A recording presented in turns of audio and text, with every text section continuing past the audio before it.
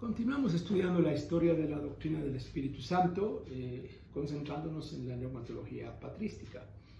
Ya hemos visto unas cuestiones panorámicas introductorias y el tema de la deidad del Espíritu. Hoy empezaremos a hablar de la obra del Espíritu y empezando con la obra del Espíritu Santo en la salvación, que recibió alguna atención de los padres en esos primeros siglos.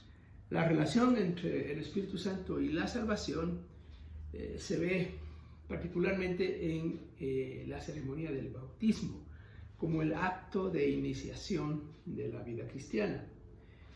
También se dice que el Espíritu mora en los creyentes y los santifica.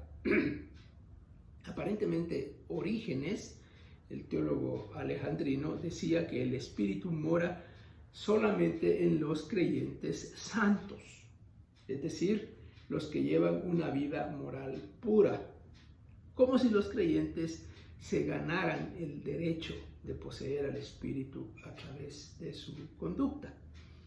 Esto nos hace recordar un poco lo que se enseña en círculos pentecostales contemporáneos, que hay algo de eso, no exactamente, pero algo de eso está enseñándose también.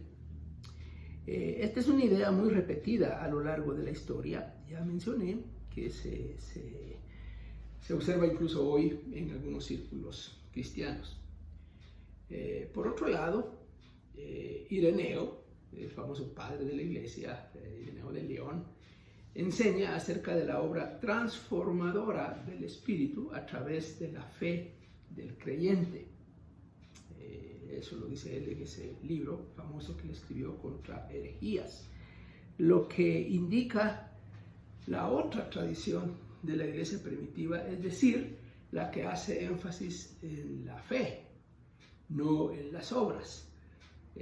Esto está ahí presente y seguirá presente en la doctrina de la salvación. Cuando se estudia la historia de la doctrina de la salvación, encontraremos esto, por supuesto, desde aquí y más adelante, y es algo que sigue presente. Pero aquí estamos hablando del Espíritu Santo, y en esto se dice que la fe es lo que determina la obra del Espíritu Santo en el creyente.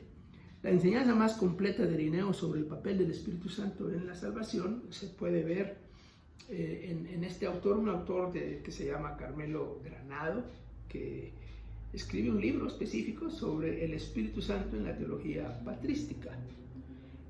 Ireneo tiene una comprensión más amplia y coherente, aunque fragmentada, no tan sistematizada, y limitada a la obra del Espíritu Santo en la salvación. Bueno, eso es lo que vamos a decir sobre la obra del Espíritu Santo en la salvación. Sobresale Ireneo siempre, igual Ireneo sobresale en la cristología, y ahora lo vemos un poco más también en la neumatología. Bueno, el otro tema abordado de la obra del Espíritu Santo tiene que ver con la iglesia, y con la iglesia institucional, la iglesia que se va institucionalizando ya a finales de la era patrística. Este es el otro de los temas mencionados con alguna frecuencia por los padres de la iglesia. El Espíritu Santo y la iglesia. No hay que olvidar que los primeros siglos de la iglesia cristiana estuvieron marcados fuertemente por la persecución.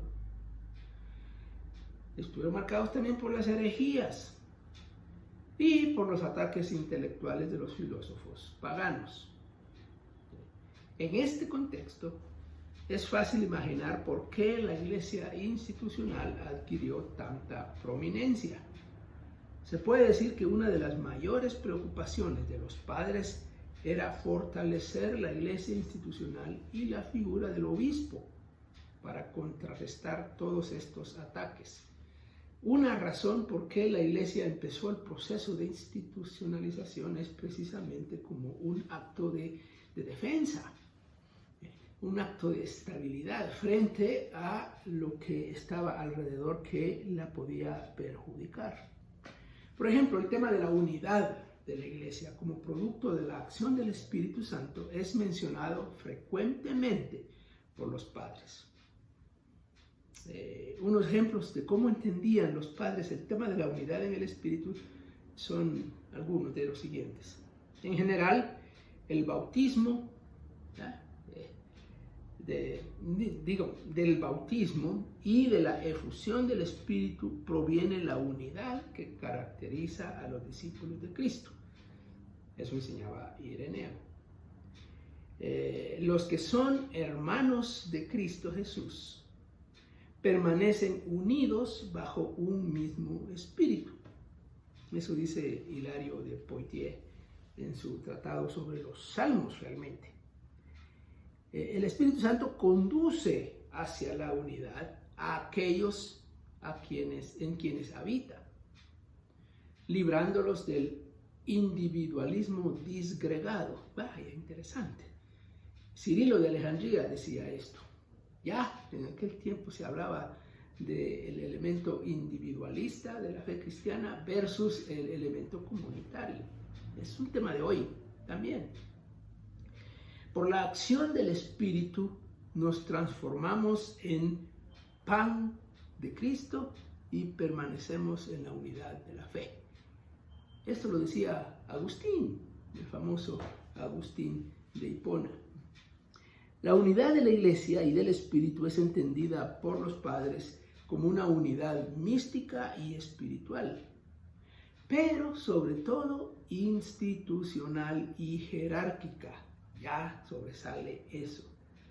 Así, por ejemplo, lo ve Tertuliano.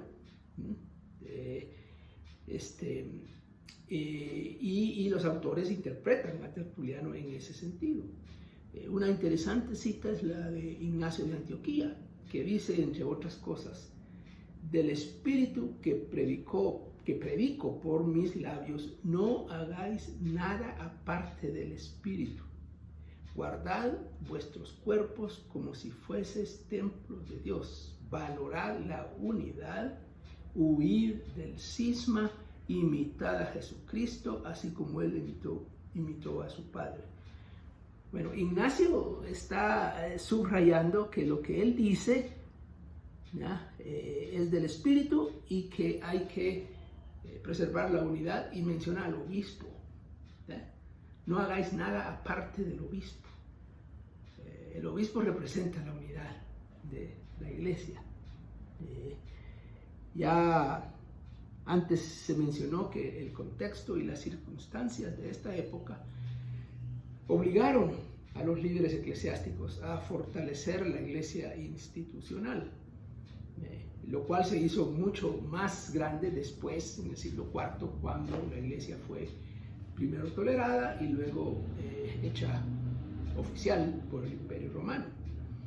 De manera que no es extraño que el tema de la unidad de la Iglesia haya sido entendido y explicado en estos términos, es decir, en los términos institucionales. Había que preservar la institución Iglesia, y de ahí el tema de unidad. Bueno, eso ha sido así, por lo menos en la Iglesia Católica, así fue desde ese momento en adelante, especialmente en la Edad Media. Y hoy podemos decir que pasa algo similar entre las iglesias protestantes también. El tema de la unidad muchas veces se trata y se relaciona con la cuestión de la estructura, de la institución, de la organización. Y eso, bueno, viene desde tiempos patrísticos. El tema de la unidad hay que estudiarlo por su cuenta aparte, ¿verdad? Ahorita lo menciono como una de las cosas que se decían en aquellos primeros siglos. Dejamos ahí el tema y luego entraremos al tema de los dones, el Espíritu Santo en el creyente y el tema de los dones en particular, pero eso lo veremos más adelante.